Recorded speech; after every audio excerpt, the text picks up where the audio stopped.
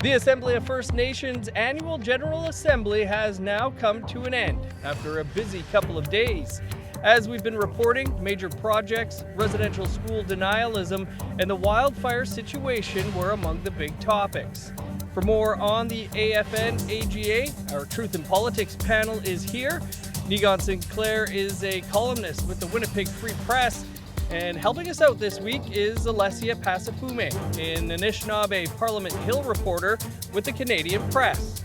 I'm your host, Dennis Ward.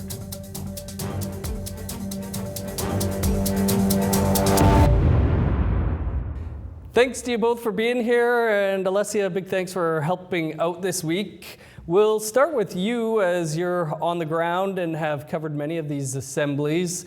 This one feels like it's been particularly busy. What are some of the things that have stood out for you this week? What always stands out for me when I come to the AFN is how different the priorities are of First Nations leaders compared to the ministers who are coming here to present to them. The ministers panel this morning, they were talking about how First Nations can be involved in major projects development and how they can help build the Canadian economy. Meanwhile, at the same time that those conversations were happening, with the ministers, chiefs from Ontario and Quebec were working with their communities as wildfires are ravaging through, burning houses down, forcing people to evacuate. So what stood out to me, at least this morning, was the disconnect between what the government thinks First Nations are wanting and what work First Nations are doing to protect their own communities and to keep their folks safe. All right, going to come back to that. Niigaan, before we dig into some of the issues, any major takeaways from the AFN's AGA this week? Nothing I wasn't expecting in terms of the agenda, which had 50 some odd different resolutions. I was a little surprised that the movement on residential school denialism was just so uniform and that there was such a strong response to it. Not because I wasn't surprised that it passed. I was surprised that such little dialogue kind of came around what was supposed to be an emergency resolution in terms of describing it as a hate crime.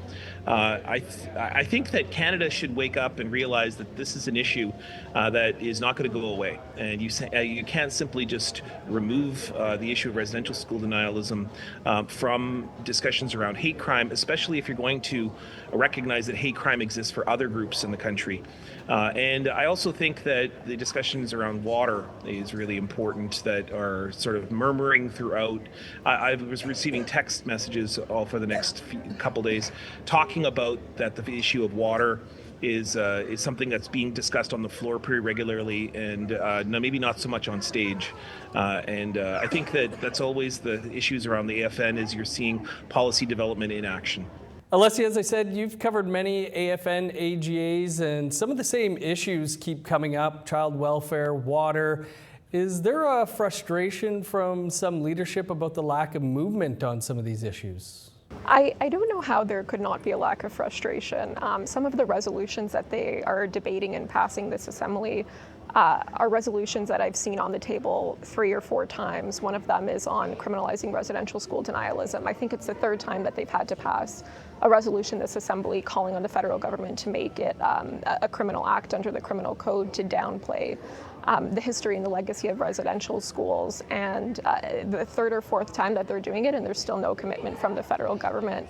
On clean water, we've also been having these same conversations for years since the previous legislation was repealed. Chiefs are getting frustrated with child welfare reforms that are supposed to be done according to a Canadian Human Rights Tribunal order. I feel like this assembly, you walk in and I could be in 2023 or I can be in 2026. So I don't know how the Chiefs are not feeling frustrated. I'm feeling a little bit frustrated having to just cover it. Niigaan, as Alessia mentioned, a number of federal ministers were in attendance today. Some of them grilled on some of the recently announced major projects. Do you see this as an early indication of some of the pushback these projects are likely to meet?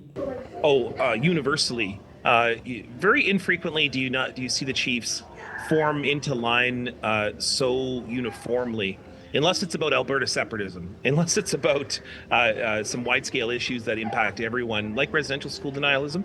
But this seems to be one of those issues that uniformly chiefs are rejecting this 1-year deadline for consultation on major projects. This is really ramping up. If you want to take a look down the line, just what's about to happen in just a few months, October 26th, there is a huge First Ministers meeting between First Nations leaders, provincial premiers, and the Prime Minister. And this kind of concern is going to bog the Prime Minister down in terms of major projects, because what you're seeing is chiefs unilaterally refuse to accept that there is going to be an involvement of First Nations that is going to be rushed, that there's going to be lack of environmental assessment that's going to be adequate, because we know those things take years. They will take much longer than the 1-year deadline. And on top of that, it will stage what will be a very public display of discontent and rejection involving any provincial premier trying to announce anything from a pipeline to a mine to even, I would say, Premier Canute's vision for the corridor in Churchill. There will be a big kickback involving major projects, I would say en masse, unless this issue is dealt with and the Prime Minister is listening. Alessia, there were a number of resolutions on major projects passed, including one saying that the AFN cannot become the national representative or coordinator for project-specific negotiations or approvals or implementation. Did you get the sense that chiefs are united on how to proceed with these proposed projects? I don't know if I would say that they're united on how to proceed with the projects at large, but as you said, the one thing that they are united on is that the AFN has no role in consultations. They said it can act as a coordinator for consultations on something like a First Minister's meeting, but not when it comes to resource development or projects that will affect a specific community. Walking along the assembly floor, like, you can hear some chiefs who are excited about a specific project in their community or something that they're invested in. But there's also other chiefs who are skeptical on the government's agenda here. I don't think that there'll ever be a unanimous decision on whether or not the legislation that the Carney Liberals put forward is good or bad. But there is consensus that each First Nation needs to be consulted directly if a project is going to impact their territory or their community. And that's the unified message here.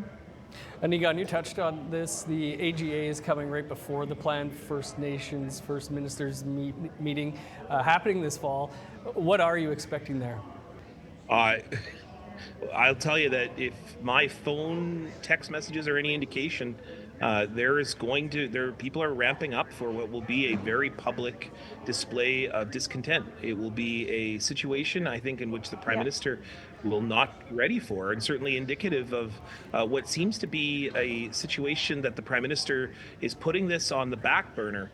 I'm not telling you that he's not interested. I'm saying that he is not putting this at the front end of what is the situation involving major projects. And you can't just simply talk about loan guarantees over and over and over again and expect to fix the issue of consultation.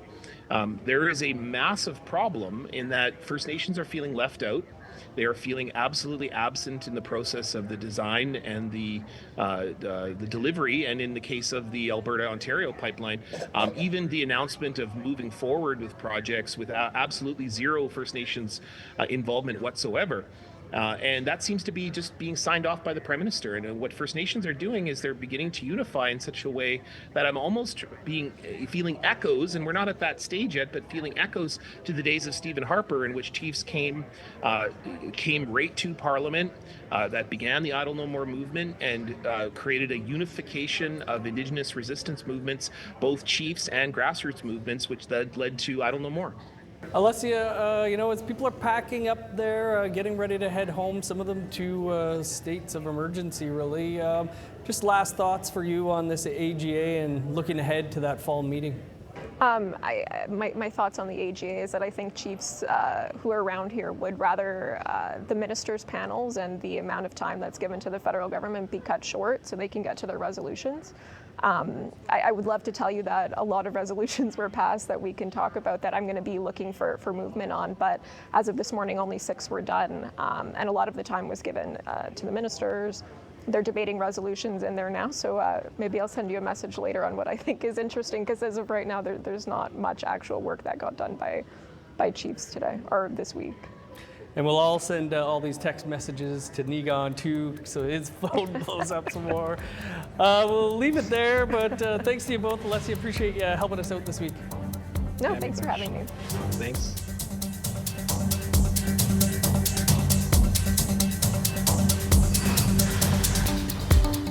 That's all for this week's discussion. To listen to more APTN News podcasts, visit our website or look for us wherever you get your podcasts. I'm Dennis Ward. Thanks for listening.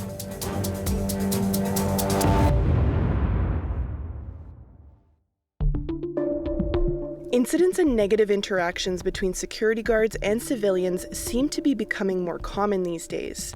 It has us wondering, what are the actual responsibilities and powers of security guards, and why do these incidents keep happening? I'm Savannah Kelly. Join me and my co-host Jesse Andrushko on APTN News Answers, a new series where we shed light on topics related to current events and issues facing Indigenous people. Watch now on the APTN News YouTube channel.